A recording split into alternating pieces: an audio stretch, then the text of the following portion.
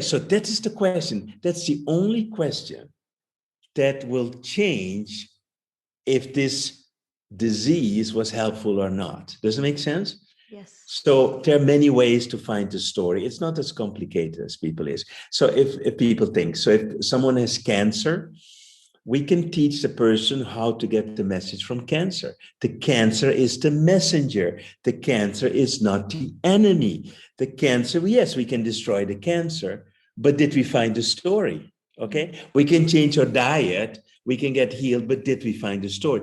So from where I am as a holistic doctor, I can say that most holistic therapies are not holistic at all. The only holistic form of therapy that I believe in is when the person, that the client finds the story that is going to change that through all lifetimes. Yes, all right? Yes. All lifetimes, not this one, all of them. Because then I mastered the team and this game, part of the game is over. Now I can go to the next level of the game. You see, I can live 100% from light. I don't need to eat. I don't need to drink. That's how powerful the mindset is. So if I can do that, that means that my body can be fed with love. If I don't feed my body with love, I can feed my body with all vitamins in the world, but it will always miss one vitamin, and that's vitamin L, and that is love. If you miss vitamin L, you are deprived of the most important vitamin that you need. And that's the problem with most people. They miss one vitamin. Does that make sense? Yes, I could always say yes.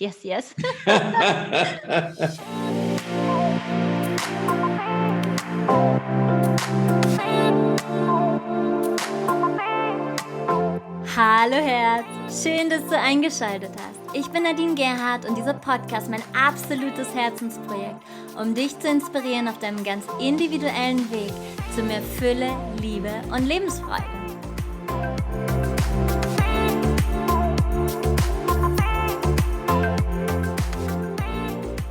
Hallo Herzensfamilie, Happy Monday! Wie schön, dass du wieder eingeschaltet hast zu einer neuen Folge von Heiter bis Sonnig. Heute habe ich einen großartigen Mann im Interview und zwar Dr. Roy Martina. Ich bin großer Fan von ihm und ich bin mir sicher, spätestens nach dem Interview wirst du genauso Fan sein wie ich. Er spricht sehr, sehr klare Worte über all das, was da draußen so los ist. Wir sprechen über wahre Gesundheit und wie man sie erlangt. Wie funktioniert das Gehirn eines erwachten Menschen? Was sind die Geheimnisse einer glücklichen Partnerschaft? Was ist wahrer Erfolg? Wie läuft unser heutiges Gesundheitssystem ab? Und was steckt hinter der weltweiten Krise? Es wird mega, mega spannend und ja, ganz viel Spaß dabei. You come from the Caribbean and studied medicine in the Netherlands. Since 1978, you have been dealing with alternative healing methods. And so you are a doctor, you are an author, a speaker, and a coach of international and national celebrities, and you have so much experience.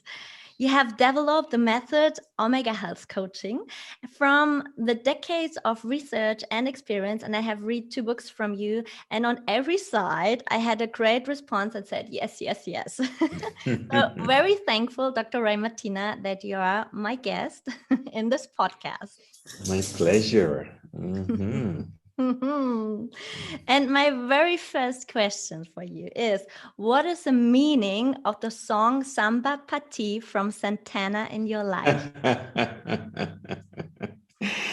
It has a profound meaning for me. It goes back to the time I was a medical student. I think I was 19 years old, and it was my first winter in Holland. And what happened was I got severely depressed. It was my second year in Holland.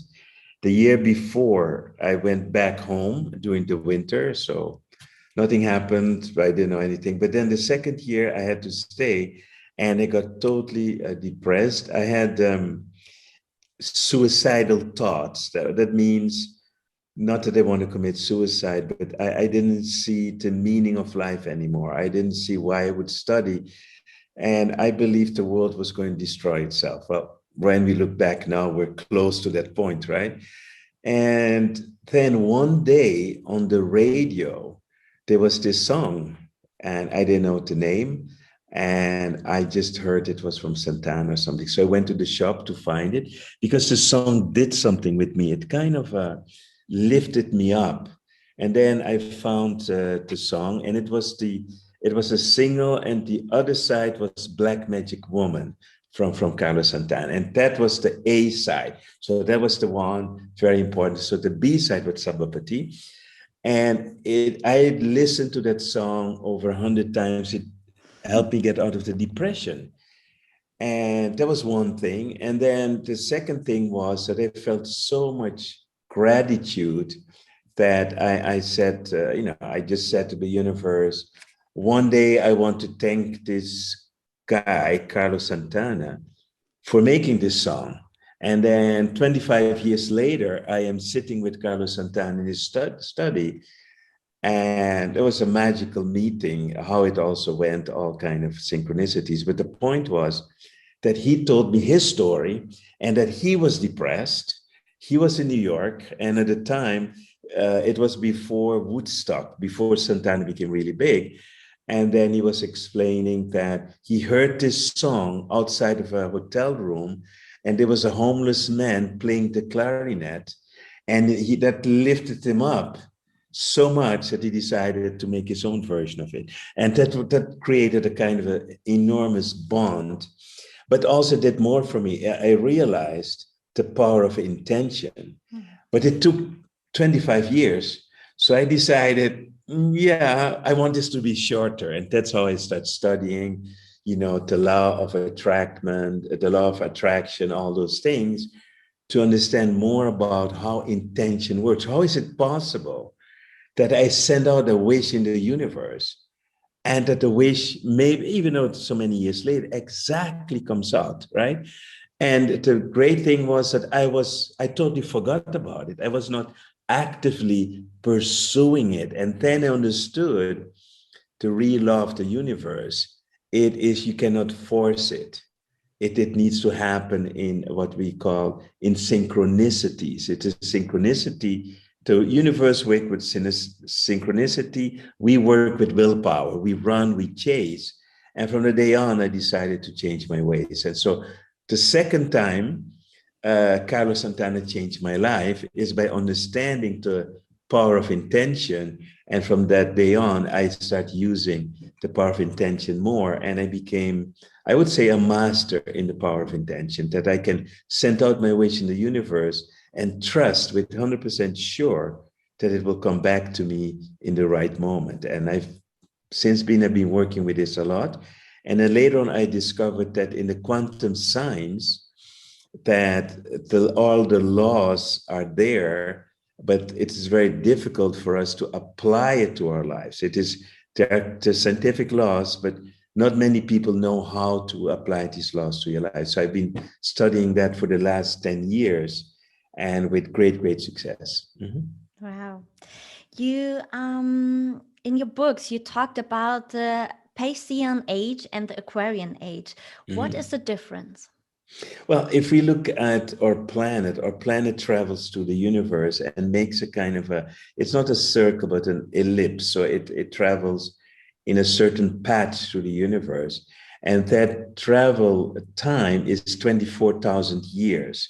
And those 24,000 years are, let's say, broken down into 12, we call it the astrological zodiac signs. So we have Pisces, Aquarius, all those things.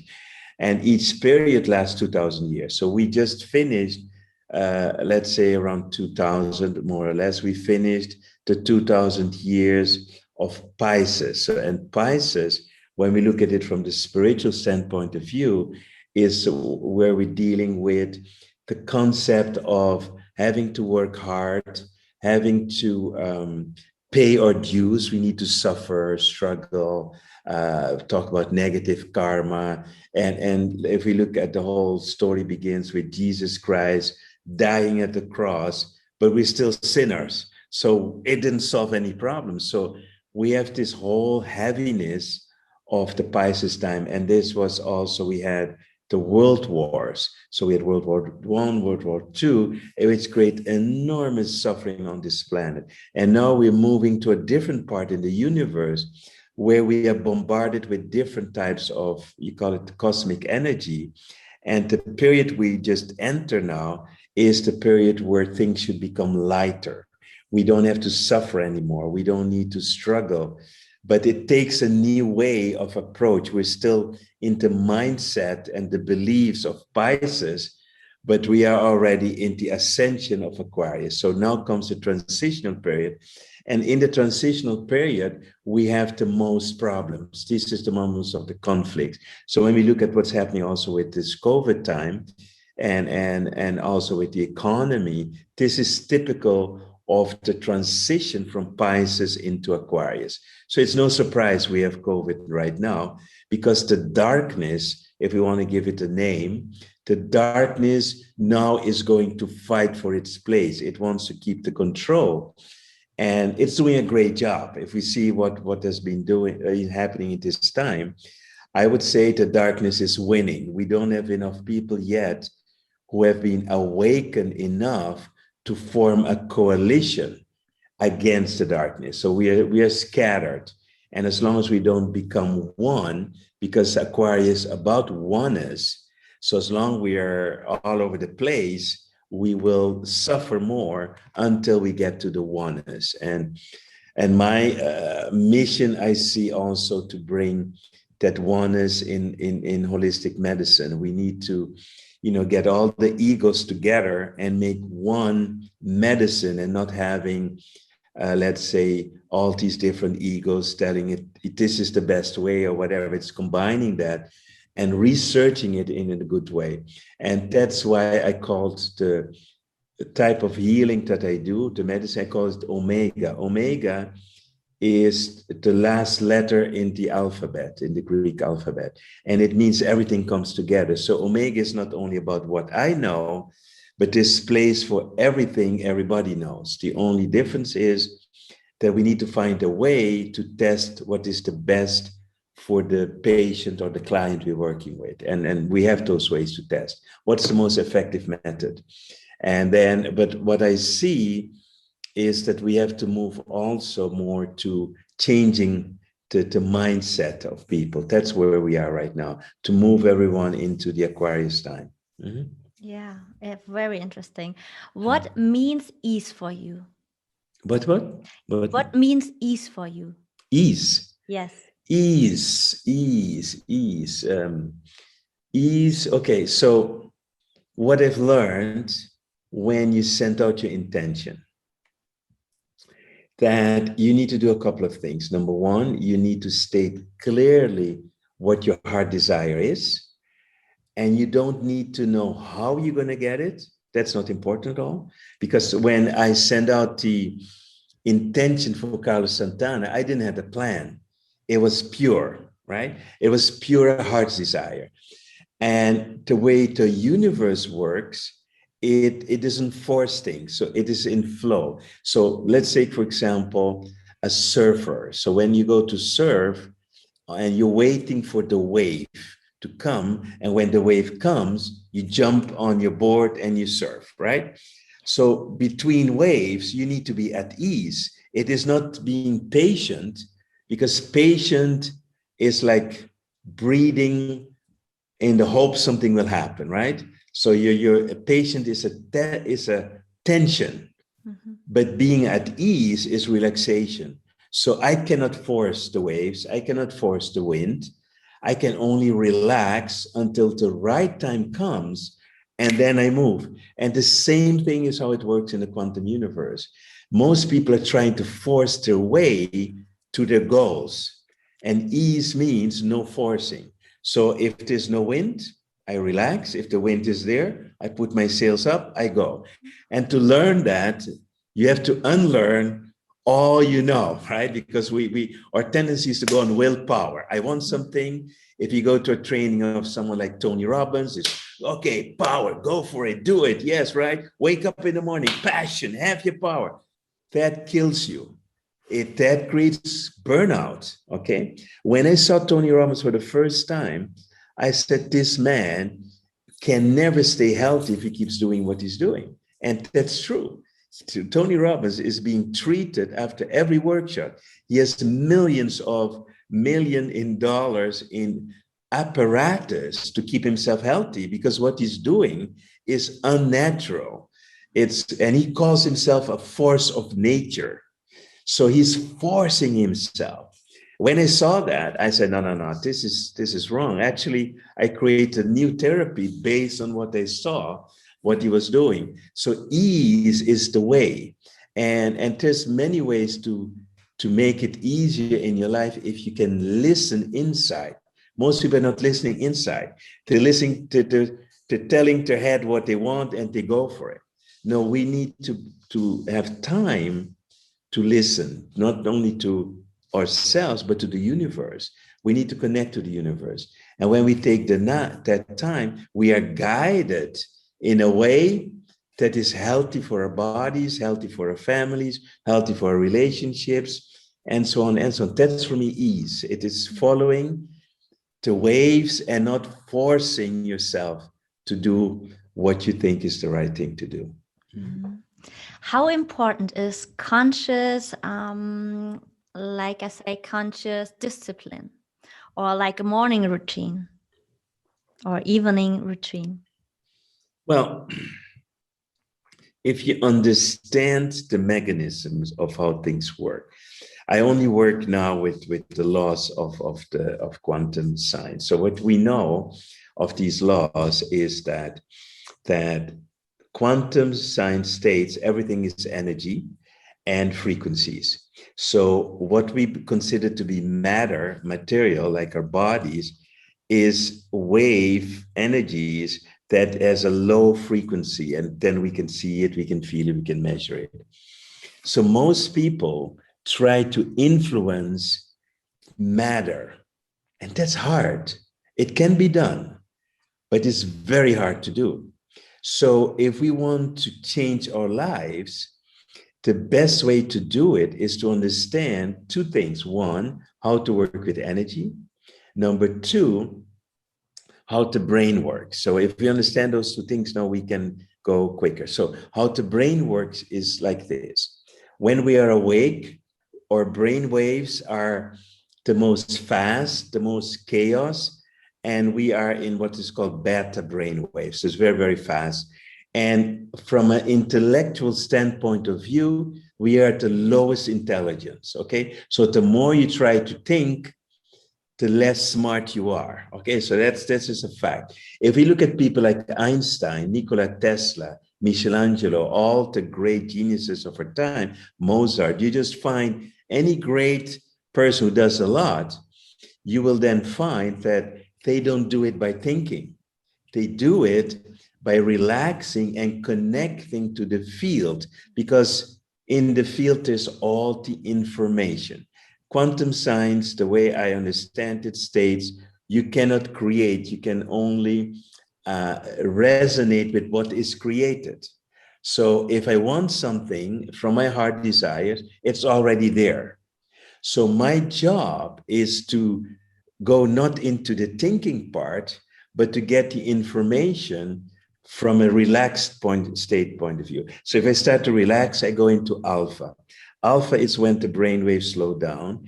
And when we go into alpha, we have access to our subconscious mind. So when a person is taking a shower, walking outside, running, they go into alpha. Watching television, they go into alpha. And that's when you remember things. Oh, okay. Or, you get an idea. That's alpha.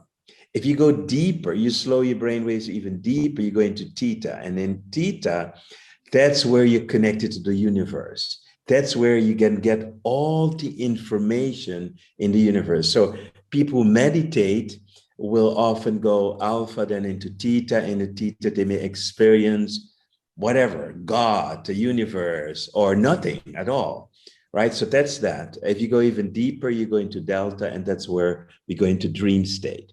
So what I teach people is how to go to theta to connect to that. Now, the moment you are busy with your day, you are in beta. Okay, so you go, you do your job, you're working, you're in beta. When you're in beta, you're disconnected from the field, unless you're very well trained. So if you're very well trained, you can stay connected. But most people are disconnected. So why do we need rituals, especially in the morning? We need rituals because we're still close to the brain waves. It's easier to go into alpha and theta in the morning when you just wake up. That's number one. Number two is that we need to become more conscious of how we create. So most people wake up in the morning, get out of bed, do their thing, and run until it's time again to go back to bed, right? So they are on autopilot. There's no consciousness there. Even spiritual people, once they start up and running, consciousness goes to practically zero, unless you are self-aware. So we need to become self-aware of our behavior. Self-awareness is like being able to see yourself, being able to evaluate yourself, your emotions, your behavior, what you say, your body's physiology, all of that is awareness. So in the morning is the best time to set your intention for the day. So in the morning, I want to know, okay, how does my day, or how do I want my day to look like? How do I want to feel during the day? What do I want to accomplish today? That's the morning part. So that's the beginning. Then in the afternoon, I need a reset. I want to go back into, because I've been running now around for a few hours in beta.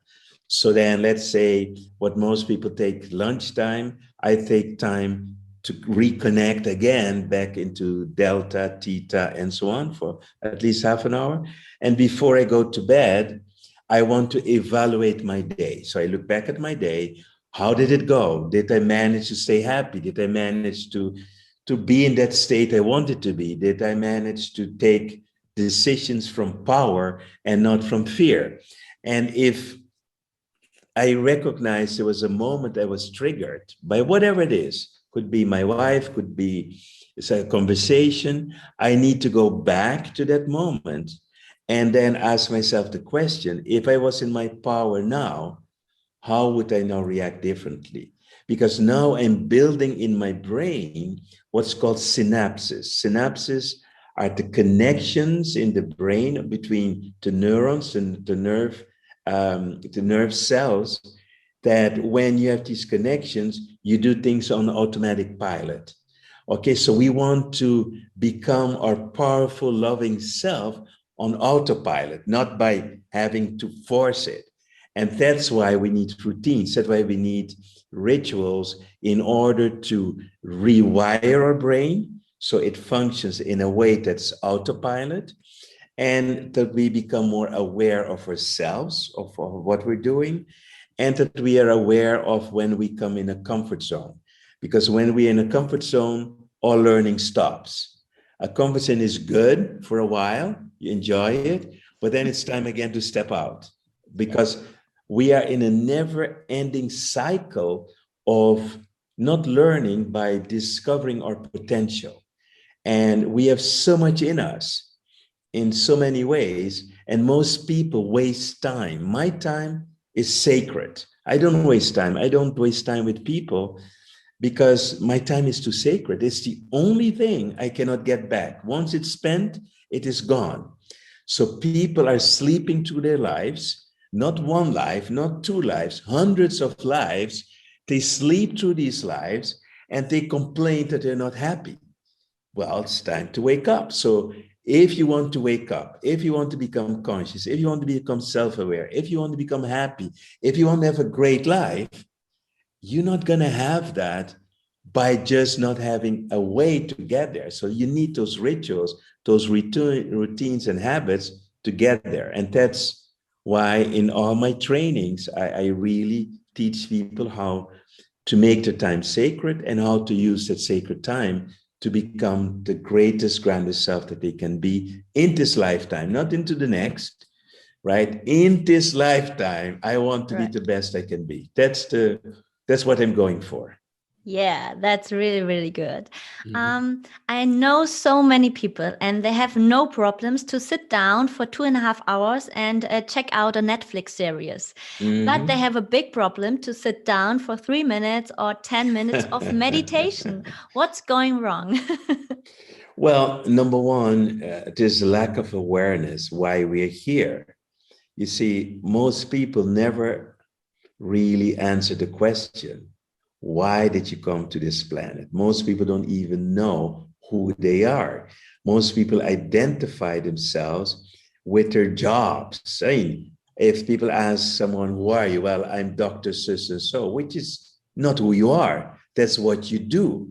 All right. So when we say I am is the most magic formula in the world. If you say, I am sick, what are you really saying, right? You are now believing that your body is you, right? I am angry. No, you're not angry. It is whatever we call your programming is reacting. Something is going on. So one of the things people need to understand is that we are made of an essence. We are energy. I call it the divine essence or whatever. It's light. And then when you know that you're light, that is now linked to a light is 5-dimensional energy. It is linked to a 3-dimensional body. So the first thing people need to know, I am not my body. If you're not your body, then who are you? Okay, once you know who you are, then you can see through the illusion of the 3-dimensional body, mind, feelings, and so on and so on. And so people are distracted from who they are, and they use their time to distract themselves even more. And I'm not saying you should not watch a movie or whatever. I watch a movie because I'm looking for a message. So first, if I'm looking at something in Netflix, I'm sitting there with my notebook ready to make notes because I know the movies I choose have a message for me. And now once I find the message, it will add to my life. But if I'm doing it only for distraction, I might miss all the messages and my life doesn't change. I'm not going to get happier from watching Netflix, right? I'm not get happier from, let's say, just go on reading a book that doesn't give me something back. So everything for me is around time, how I'm using my time to most effectively based on why I'm here. So once you know why you're here, then you will use your time different because you will honor your mission on this planet. And when you honor your mission on this planet, then life is going to be totally different. And that's why I think everything begins with the question, who am I and why I'm here? And then it's going to be different. Mhm. Wonderful. What does true success means to you? Well, let's first define what is not. Okay. So it is not having a lot of money. It is not being famous. It is not having power or influence, all of that. Actually, a lot of that can be a distraction because I work with a lot of people who are super rich, millionaires, billionaires, all those kind of people. And what a lot of people consider them to be successful, but they're the biggest failures on this planet. They're unhappy, they're unhealthy, a lot of them are addicted to all kinds of stuff. That is not the definition of success. That's a definition of doing something and making a lot of money, having a lot of influence, etc., etc. But they should not be role models for anyone. Okay. Maybe there are some things we can learn from them. We can learn from any person on this planet, and we can learn from them how not to do something. That's number one thing we can learn. That's And good. number two, we can learn what are they doing right that I want to emulate, what I want to copy from them. So maybe a great speaker might be an inspiration for me to be a better speaker. That I want to learn from that. For me, true success is becoming who you are meant to be. True success is finding your mission to make a difference on this planet. True success is leaving a legacy that inspires others, but in a way that it's not lopsided like just making money, but it is being a full person. True success is being an authentic person. True success is opening your heart to love more. True success is being a master in forgiveness. So for me, I am a student learning. I not consider myself to be successful as I want to be. People can tell me I'm successful, but I have my own standards of success. And in my standards of success, I can tell you there's much more work to do than not to do. So I'm going there, but I have no illusion that I'm going to be ready in the next year or so. My illusion is I may spend my next 60 years still studying how to be who I want, and what is my destiny to be. And the more I know, the more I realize what I don't know. So, and I think a big part is unlearning the things that we learned in our childhood from social media. Right now, I'm working on tuning myself in to the universe, that I'm totally a pure channeler of information, that I do not have any disturbances from my ego or my beliefs or what I think is right, but to be a pure channel for the universe. And that's right, I'm researching right now, because I'm creating a channeling training where people are connected to the universe and where they can find their true mission, that they are here. Because a lot of people do not have the true mission. They're looking for it. They think they have it, but the only true mission that we need to find first is ourselves. Who are we? Once we find that, then we can ask, okay, what is my assignment? Now I know who I am. What did I come to do? And people say, oh, you come here for learning. Not true. We come to this planet so many times, right? So why do we need to learn? No, we don't need to learn anymore. We just need to know who we are and then be that person. When you're that person, everything unfolds in the way that you cannot even expect what is going to happen. Such wonderful words. And unlearn, it's such a good word. Yeah. Wonderful. You have such a wonderful relationship with your wife, Joy, and so much love swings between you. What are the secrets of a happy and holy relationship? Okay. The secret is, number one, and that's the toughest part, is the moment that you think that you may gonna have a relationship with a person, to realize what is it that you want out of the relationship. Most people are totally confused about relationships, and they think it's about love. We don't know what real love is. As long as in a human body, we will never know what true love is. So a relationship for me is having a contract with a person where we agree we're not going to run away when we first get some trouble. Okay, the contract is that we are going to support each other to solve any conflict that shows up in between us, and to support each other to become the best version of ourselves. That's one thing. Now, in any relationship, you will have conflicts. It's just natural, because both persons are coming in with their own backpack, and then sometimes with luggage, with the dirty laundry for many lifetimes to come into the relationship. And there's this belief of the ideal relationship, which doesn't exist. In the sense, no relationship is going to be without problems forever and so on. So you need to have clear agreements in your relationship, clear agreements about anything, so that both people can feel safe in the relationship. That's step number one. If you don't feel safe in a relationship, you're already in trouble, right?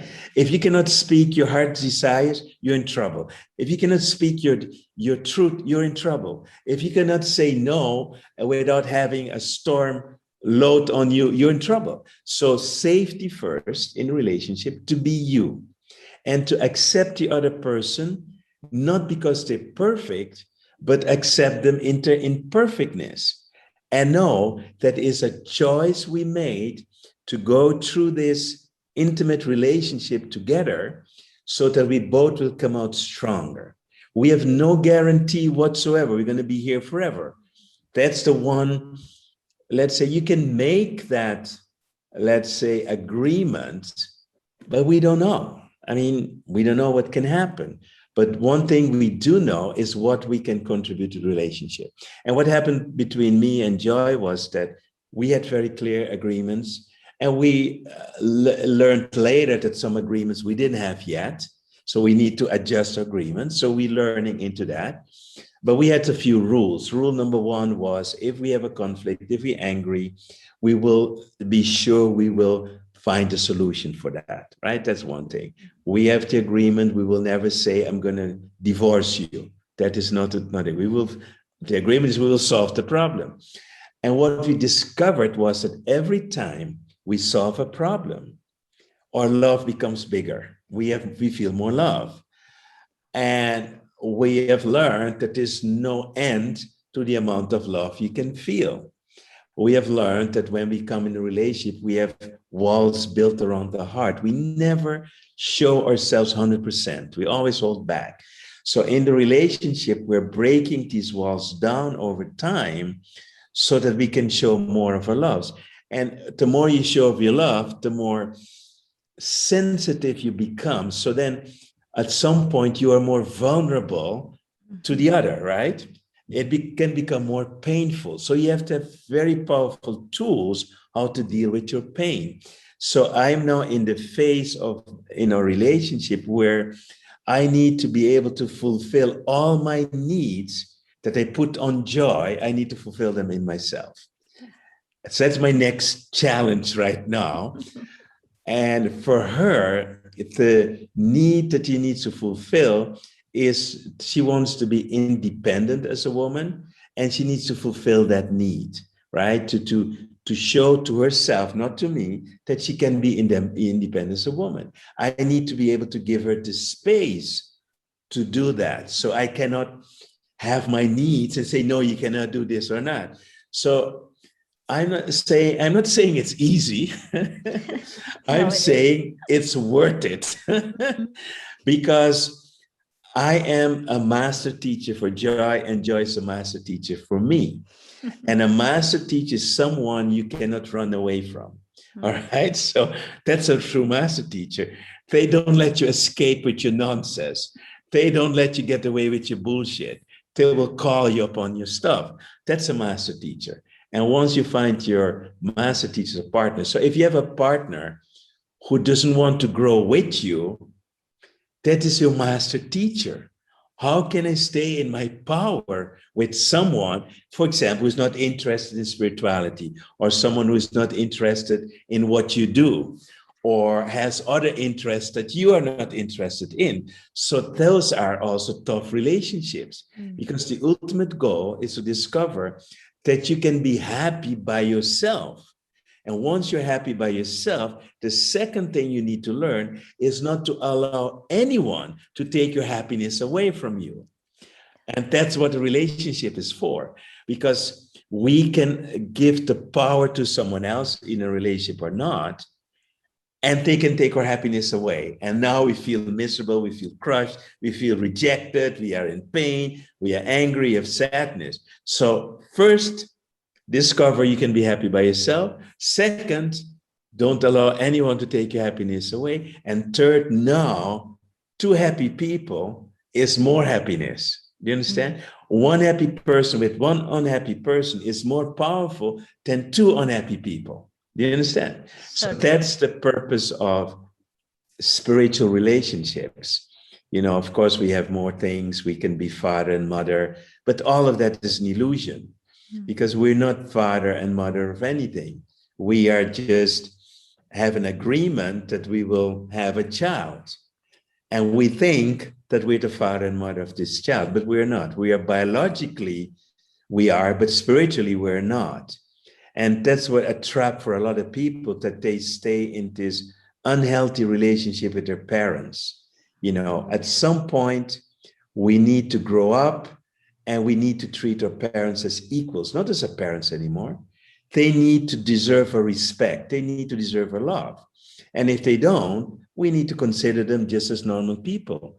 Yes, we are resonating the DNA, but more important is we have also a soul mission with each other. And most people don't see those things, and they get stuck into what they believe is the right concept about family, about love, about relationship.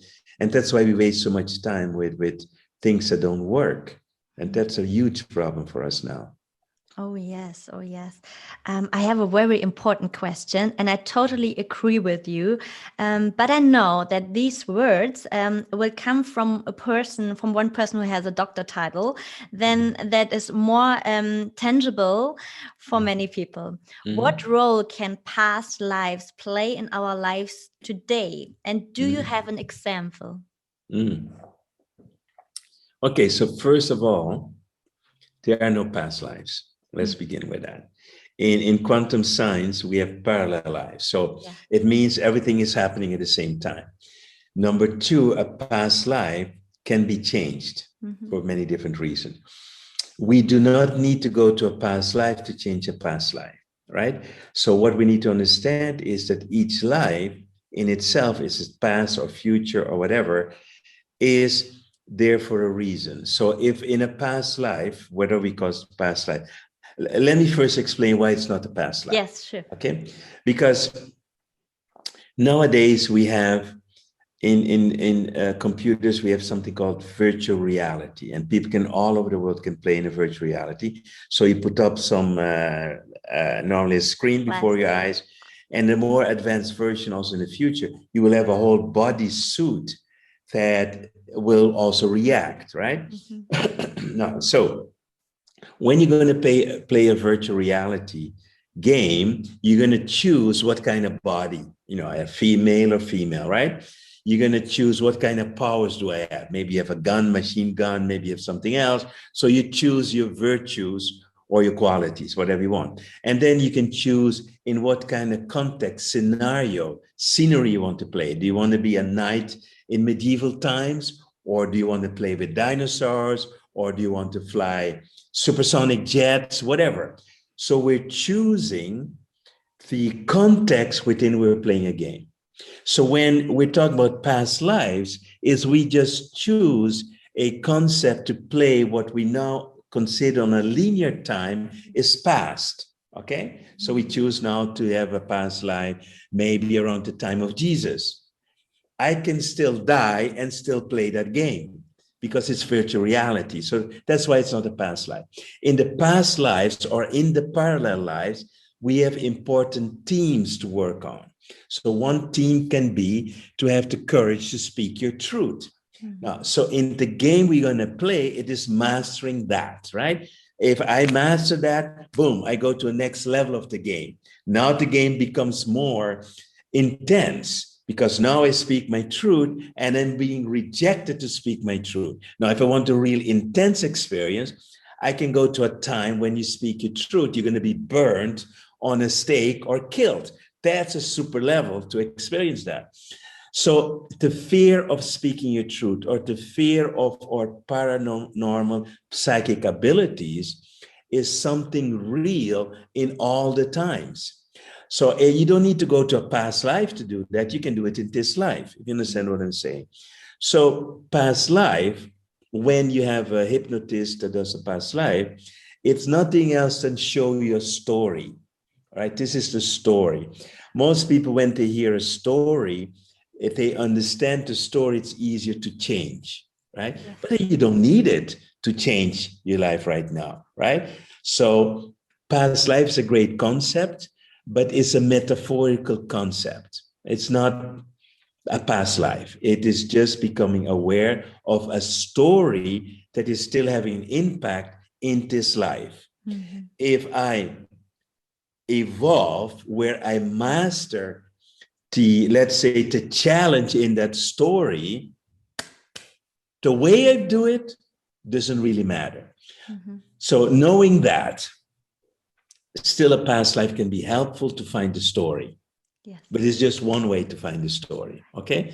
So there are more ways to find the story. Mm-hmm. So every person let's say I'm a doctor, every person has a disease The disease, behind the disease is a message, a story. So if I go to a normal doctor and the doctor gives me a painkiller for my pain, I never found my story, right? If I go to an acupuncturist, he puts in some needles and I get better, I never found my story. If I go to a homeopath and they give me a homeopathic remedy, perfect, I get healed, but did I find my story? If I go to a herbalist, same question. So that is the question. That's the only question that will change if this disease was helpful or not. Does it make sense?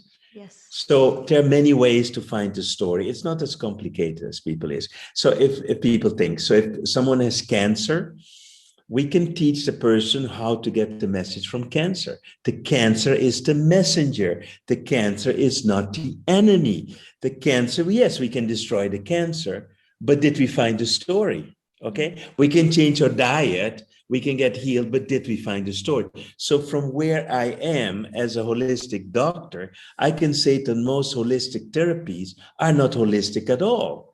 The only holistic form of therapy that I believe in is when the person, that the client finds the story that is going to change that through all lifetimes. Yes, all right? Yes. All lifetimes, not yes. this one, all of them. Because then I mastered the team and this game, part of the game is over. Now I can go to the next level of the game. So past lives are important as a way to find the story. But once you find the story, it doesn't matter if it comes from a past life or not. That doesn't really matter. Does it make sense? Yes, absolutely. Mm-hmm. What does true health means for you?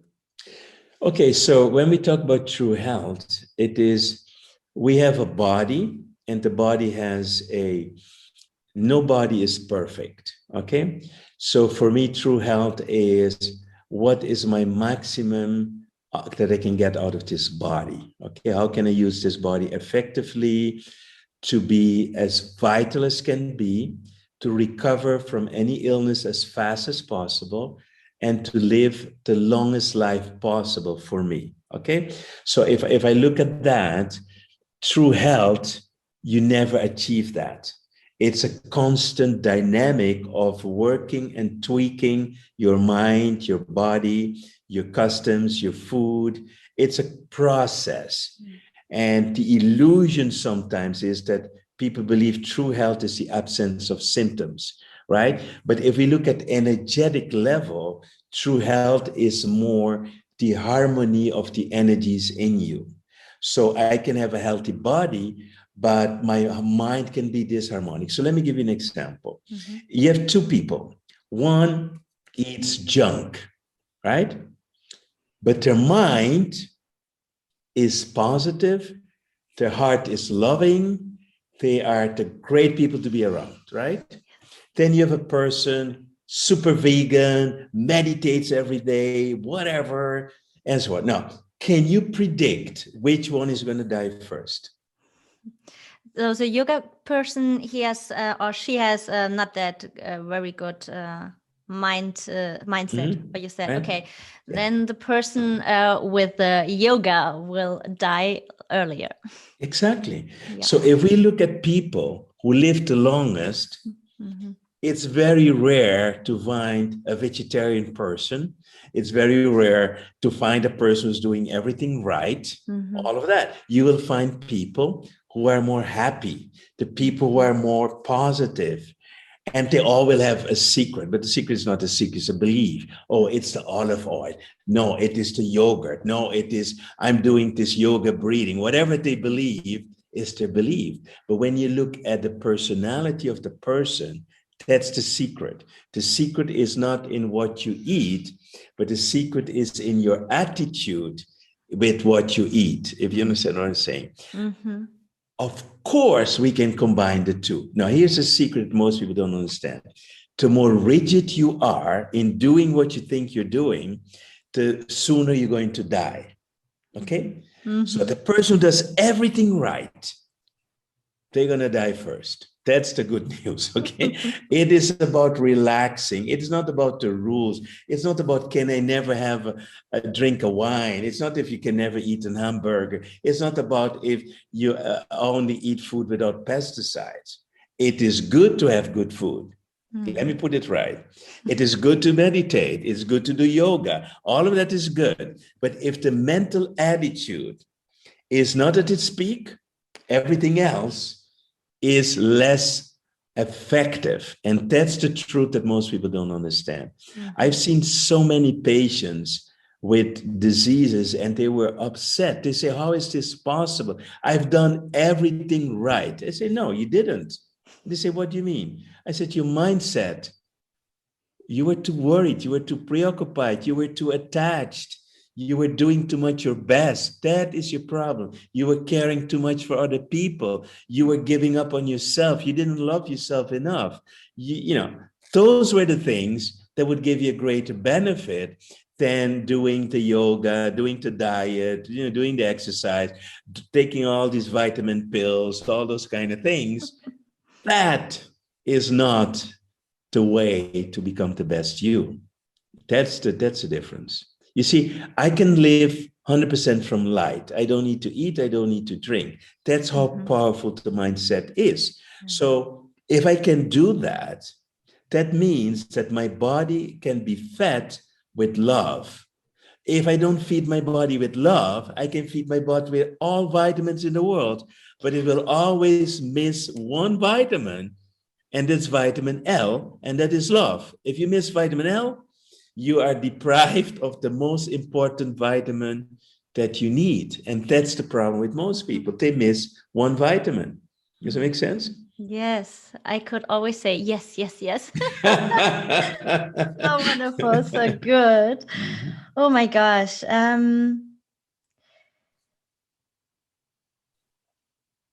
I have so many questions, but I think that's enough. Go for it. My very last question: if you had the opportunity to wave a magic wand and wish something for the world, what would it be?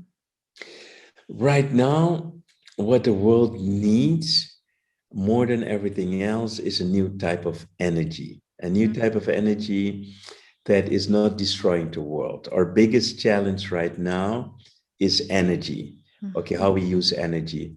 And right now we're depending on either old energy that is polluting or new energy that's very expensive, but we're in a transition, but we're not there yet. We need a new energy that's not only for electricity, but also for our minds and also for healing. We need to put the world in a new energy grid line that is raising the consciousness of everyone. And there are two ways to do it. One is what is man-made, to create something.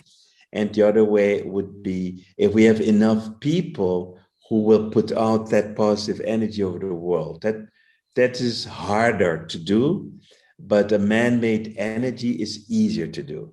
So part of what I see as moving forward, we need to solve the energy problem right now in a pure way, and we can do it. I know we're very close, and I want to dedicate a big part of my life and time to find that new energy, because if we have that new energy that contains a secret code of peace, and that will address the pineal gland and the limbic part of the brain where all our emotions, aggression is.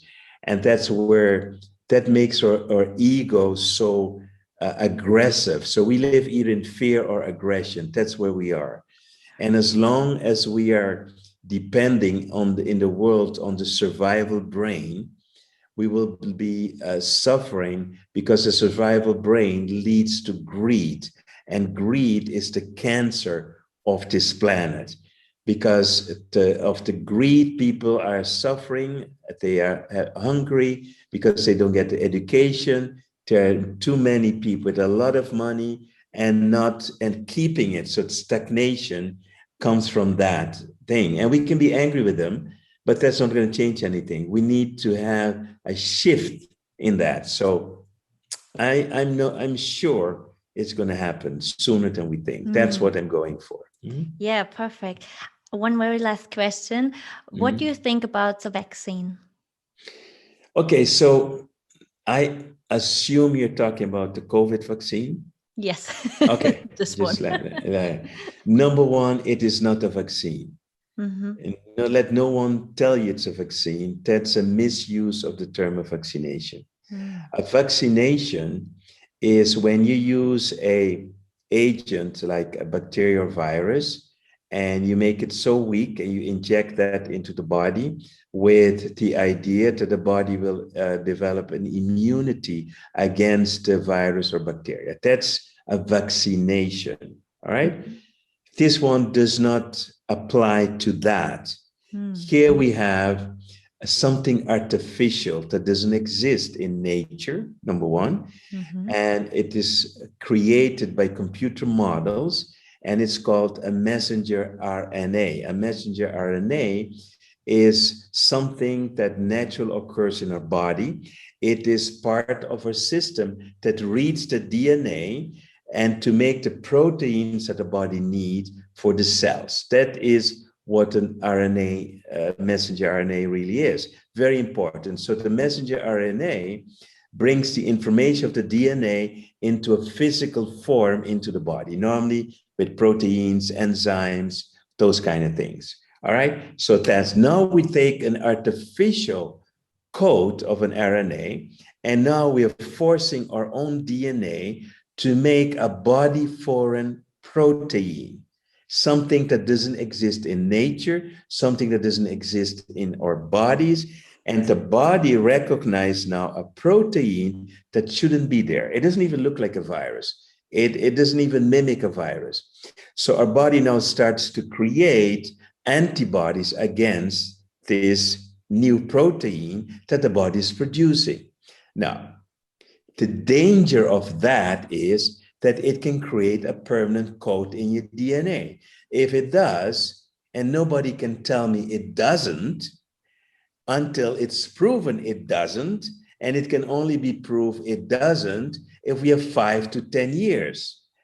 And first thing we should have done is done enough animal studies, first on animals, not on people. So what we can say, A, it is not a vaccination. B, it is not following the rules of medicine. C, it is an experiment.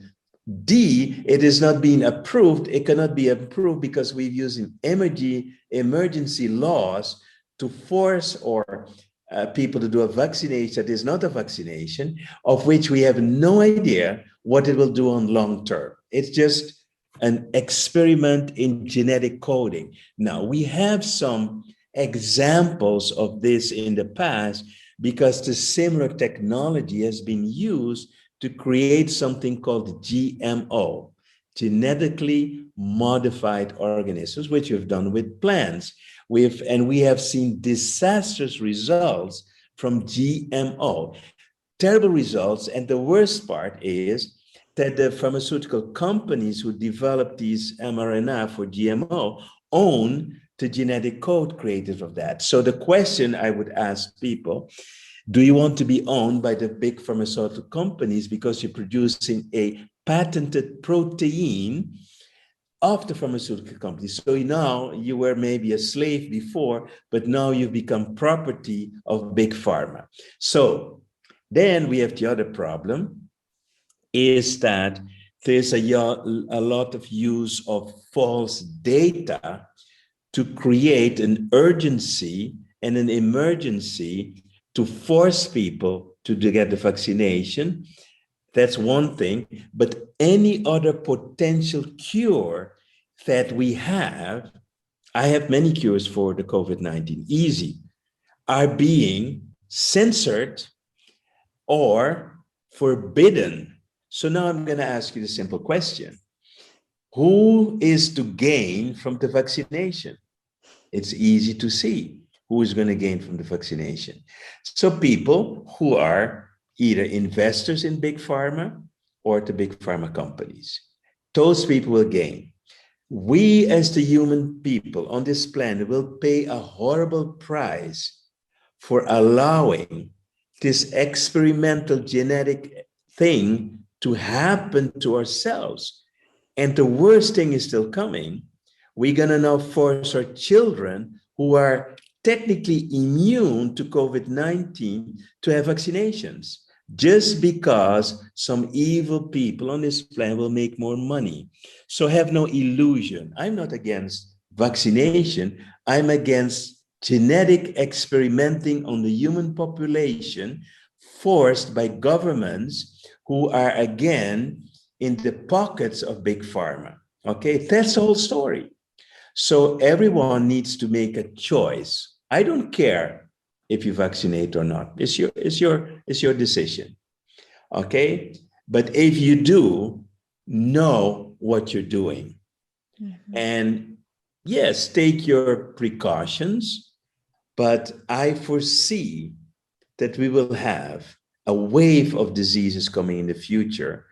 And the big pharma will say it's nothing to do with vaccination, as they have said before. What people don't know, that the vaccination of children is a $60 billion industry a year. Yes. But the consequences of vaccinating children leading to things like autism, hyperactivity, allergies, diabetes, on and on and on, is a $150 billion industry. So we are doing vaccinating to create another group of clients that have to take medicine for life. So people should not be against this vaccination. People should be against any vaccination on the planet that contains substances like mercury, aluminum, cells from embryos, cells, protein from pigs, monkeys, rats, all those things are in the vaccines.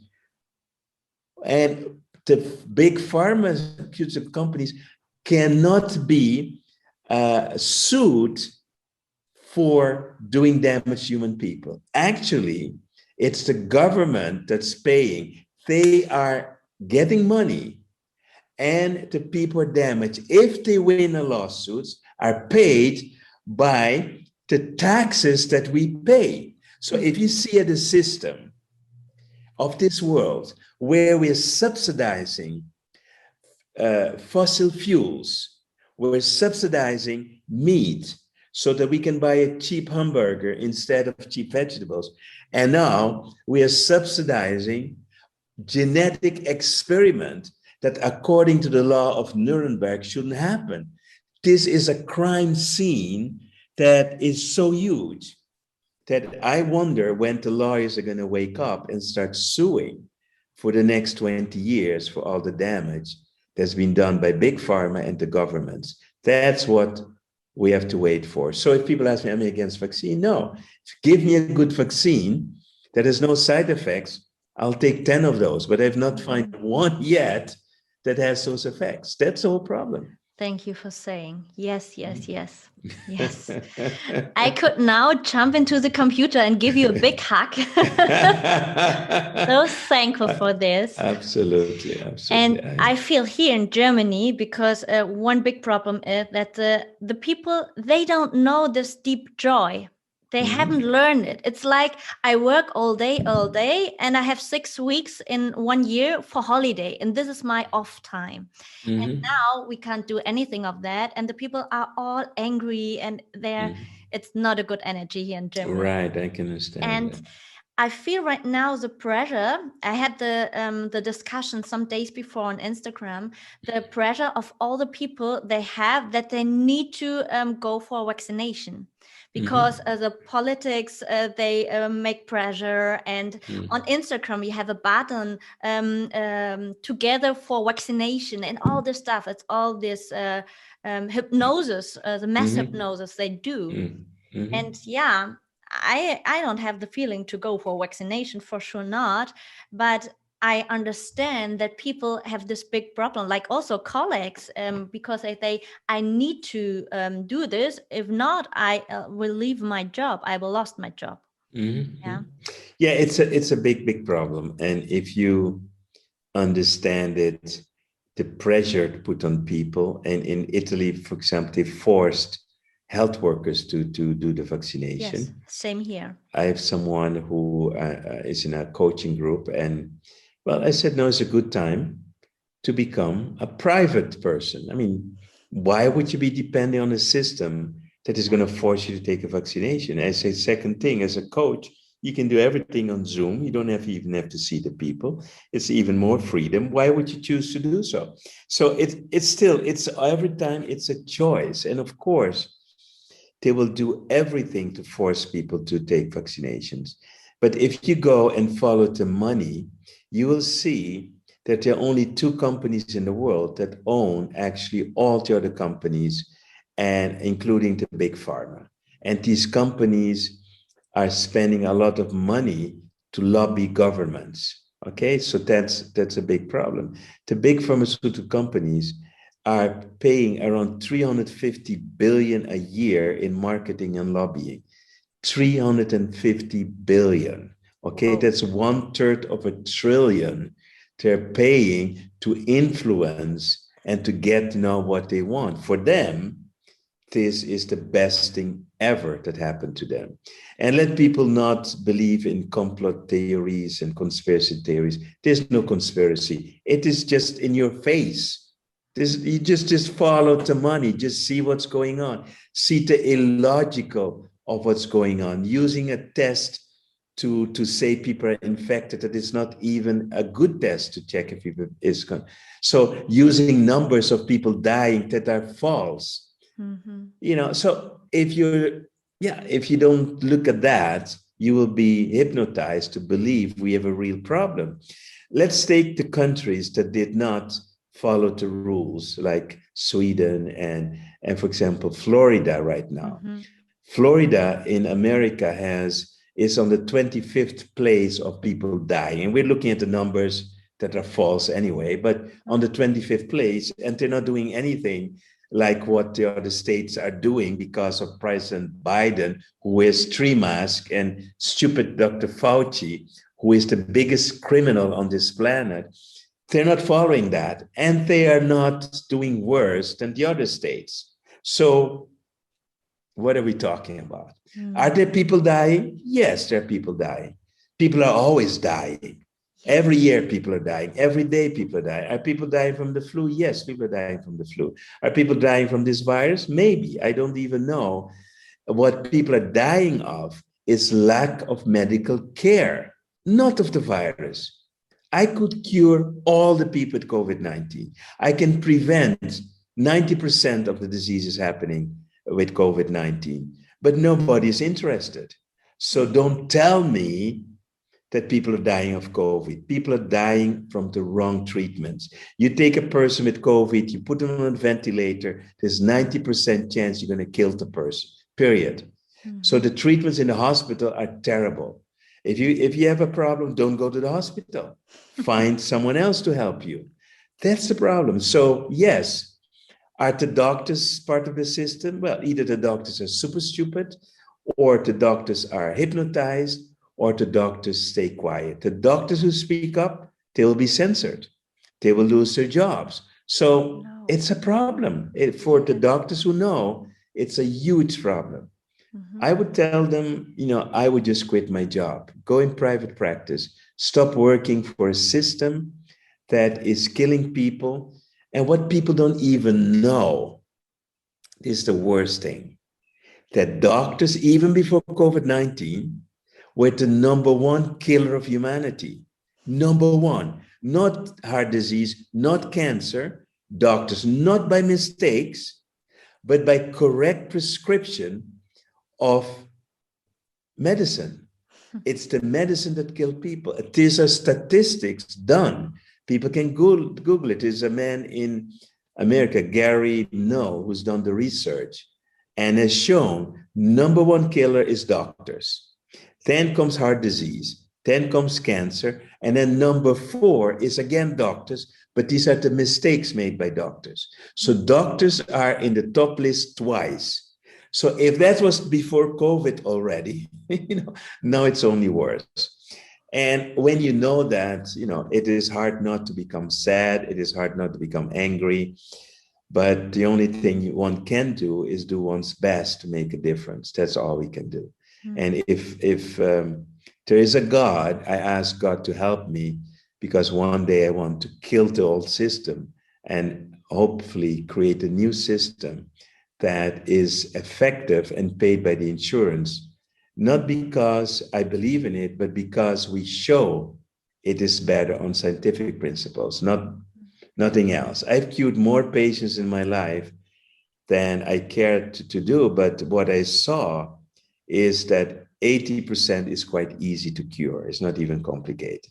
It gets complicated when a disease has been there for a long time, or people have a very strong type of cancer, or they've been using medicine for too long. Those are the more difficult cases. But in general, healing, curing people is not a tough job. It's easy, but we don't get a chance to prove it. And that's one thing I want to do with the rest of my life, to prove in a scientific way that there is a medicine that can cure people. Maybe we'll get a chance. Who knows? Yes. Thank you so much. I have a very, very last question. What Sure. are your next projects? Okay, so what I've discovered is the following: that when we talk about spirituality and consciousness, for most people, it's a long path, right? So you're going to go into self-discovery. You're going to run in all kinds of directions. You're going to follow all these gurus and all this stuff to finally discover that the only guru you need to follow is inside of you. And that's what you need to connect to. So I found actually two ways to do that. One is through what I call quantum hypnosis. Quantum hypnosis is different than normal hypnosis. The purpose of quantum hypnosis is to bring you in contact with what some people call your higher self. It's not a right term. The higher self is actually your spirit self, your essence that you are.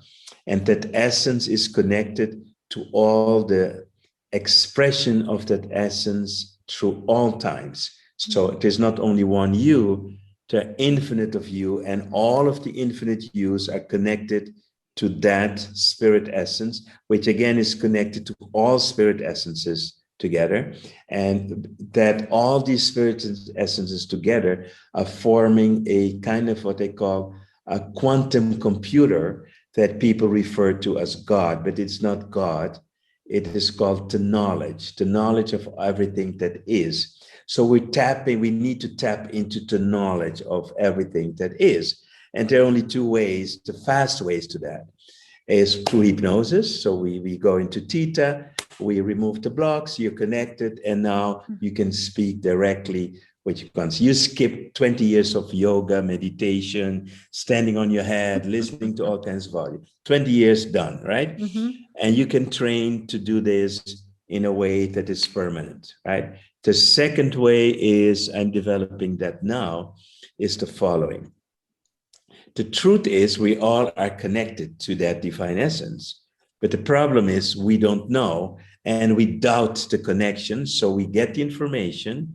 Some people call this intuition, but we don't know it's intuition. So we go in our logical mind and we get doubts and stuff like that.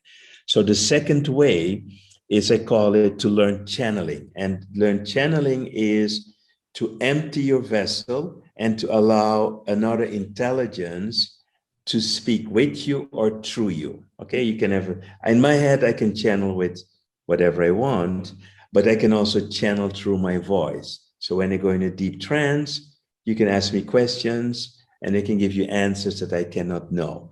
Everybody has this ability. In fact, is it so that many people channel, but they don't know they channel? So for example, some people channel a beautiful book, other people channel a beautiful script for a movie, another person channels music, another person channels poesy. All of that is channeling. So creativity, as we know it, is a form of channeling. And that's what we put into the right brain.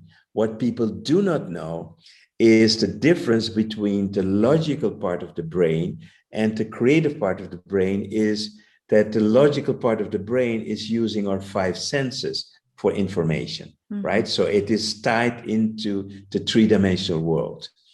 The creative part of the brain is wireless connected to the universe.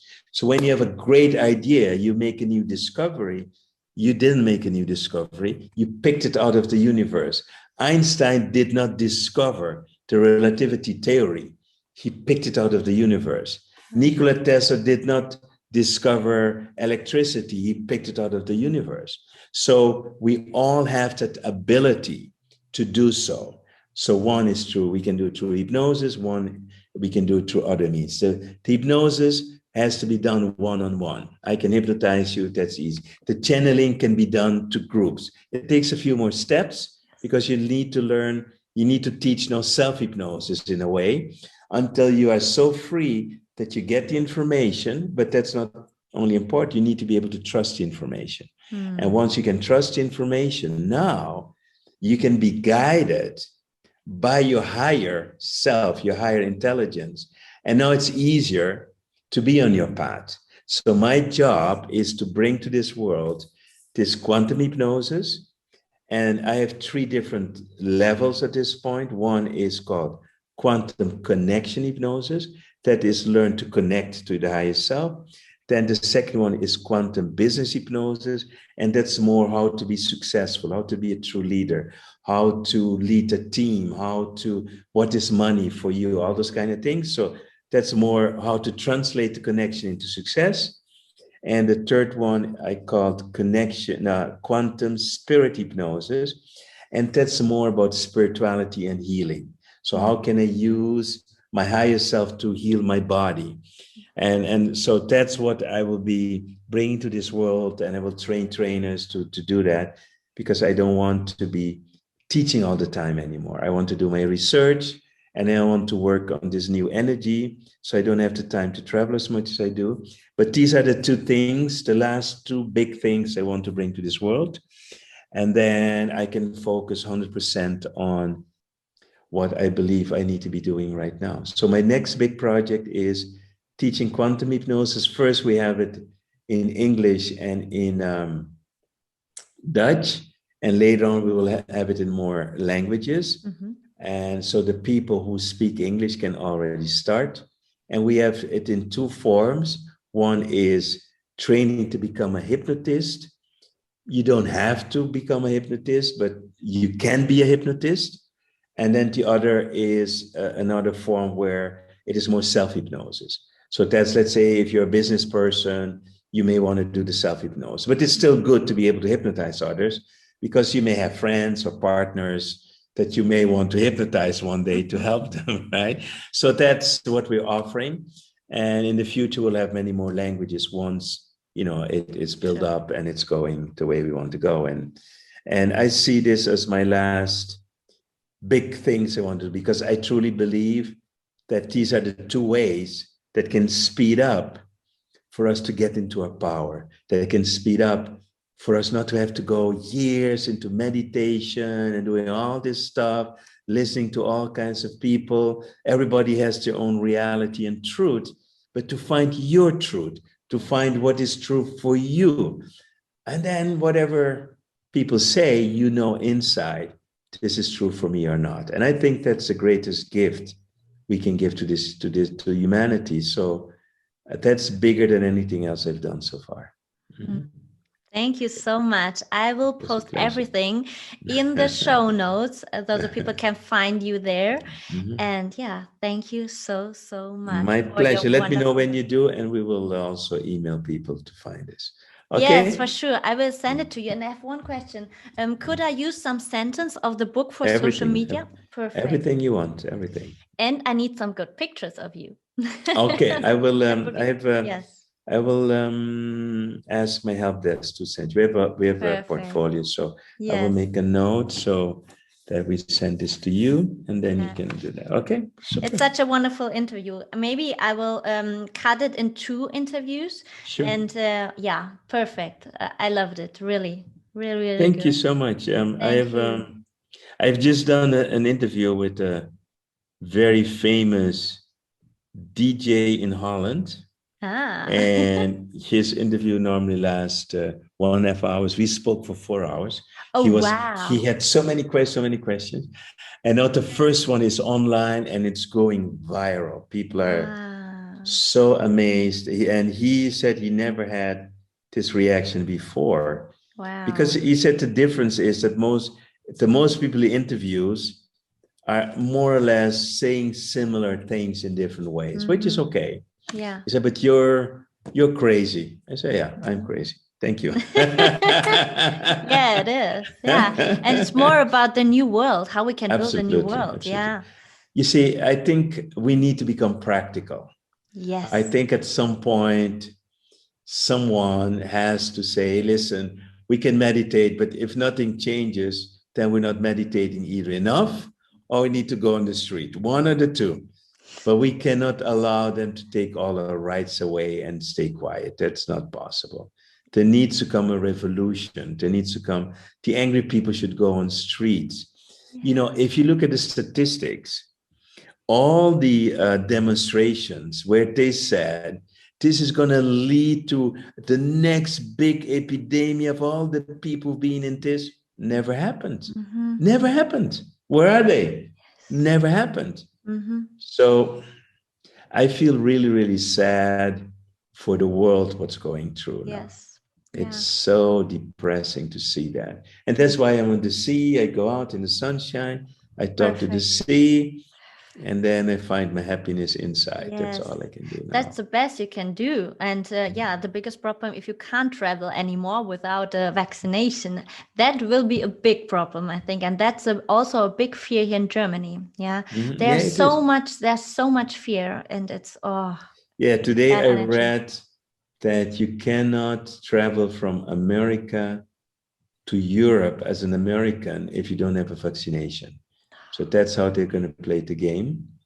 So we're going to see how far we can get with that. You see, that's why I give up travel, but I still want to travel within Europe. My house is actually in America, but I will go back there when I have to. And maybe I never will have to until I have to. So we'll see. But they're going to make life very tough for a lot of people. Yes. Very tough. The point is, not even with one vaccination you're going to get there. You will have to have multiple vaccination.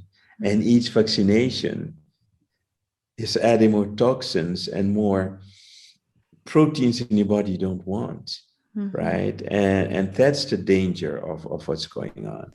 Wow, das waren einmal sehr klare und wahrhaftige Worte von Dr. Roy Martina und ich bin mega dankbar für diese Worte, dass er das ausspricht, denn dafür braucht man ganz viel Mut. Und wenn du bis zum Schluss gehört hast, bitte, bitte teile dieses Interview an so viele Menschen wie möglich.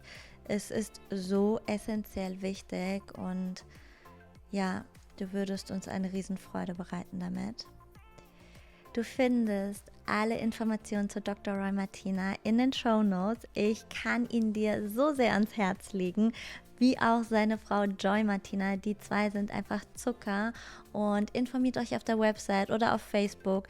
Sie machen jetzt auch schon wieder Live-Veranstaltungen in, ich glaube, Portugal und solltet ihr unbedingt live kennenlernen. Und wir hören uns nächste Woche Montag.